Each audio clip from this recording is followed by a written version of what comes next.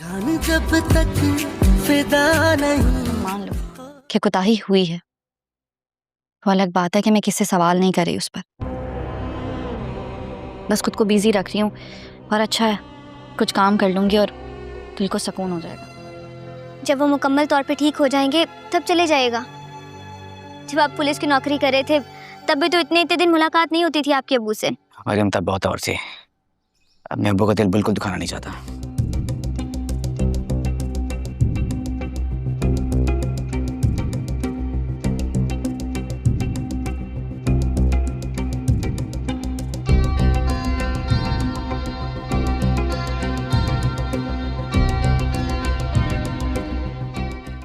दोस्तों, आज के एपिसोड की शुरुआत बेहद रोमांचक मोड़ से होती है। बेजार शाह की इकलौती बेटी पारस इस समय बहुत बड़े खतरे में है। दूसरी ओर जवार अपनी जान की परवाह किए बिना हर कदम पर पारस की रक्षा कर रहा है। पारस के मन में एक ही बात घूम रही है, उसे लगता है कि जवार को जो गोली लगी उसकी वजह वही है। इसी अपराध बोध में वो जवार से कहती है कि वो ये खतरनाक नौकरी छोड़ दे।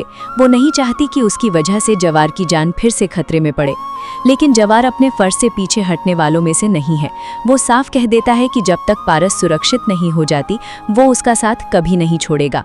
उधर पारस के पिता भी अच्छी तरह समझ चुके हैं कि इस समय उनकी बेटी की रक्षा सिर्फ जवार ही कर सकता है, इसलिए उनका भरोसा अब पूरी तरह जवार पर है।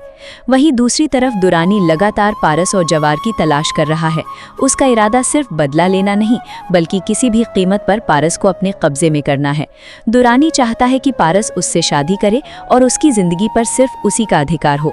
अब सवाल ये है कि क्या जवार एक बार फिर दुरानी का सामना करेगा? क्या दुरानी अपनी नई चाल में कामयाब हो जाएगा, या फिर जवार अपनी बहादुरी से पारस को हर खतरे से बचा लेगा? इन सभी सवालों के जवाब अगले एपिसोड में मिलने वाले हैं, जहां कहानी और भी ज्यादा रोमांचक और भावनात्मक मोड़ लेने वाली है।